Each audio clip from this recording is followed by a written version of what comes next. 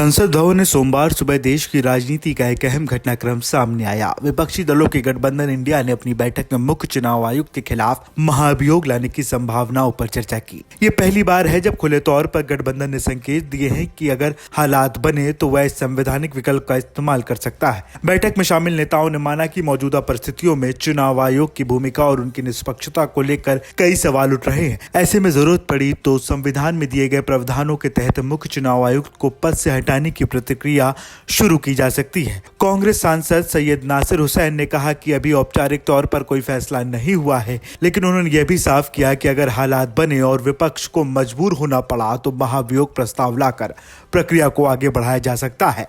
संविधान के मुताबिक मुख्य चुनाव आयुक्त के पद को हटाना एक बेहद गंभीर और जटिल प्रक्रिया है।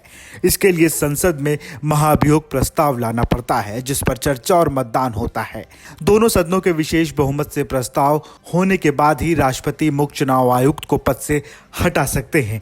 यानी यह सिर्फ एक राजनीतिक बहस नहीं बल्कि एक संवैधानिक कदम होता है, जिसका असर लंबे समय तक देश की चुनावी प्रणाली पर पड़ सकता है। इंडिया गठबंधन की इस चर्चा ने सियासी हलचल तेज कर दी है। सत्ता पक्ष इसे विपक्ष का दबाव बनाने का तरीका बता रहा है, जबकि विपक्ष कह रहा है कि चुनाव आयोग को लोकतंत्र का प्रहरी होना चाहिए और उसकी निष्पक्षता पर सवाल उठना देश के लिए चिंता का विषय है। अब नजरें इसी पे टिकी है, क्या सच में विपक्ष महाभियोग प्रस्ताव लाने का बड़ा कदम उठाएगा या फिर यह सिर्फ एक राजनीतिक चेतावनी भर रह जाएगी। लेकिन इतना तय है कि इस बहस ने चुनाव आयोग और उसकी भूमिका को देश के सियासी केंद्र में लाकर खड़ा कर दिया है।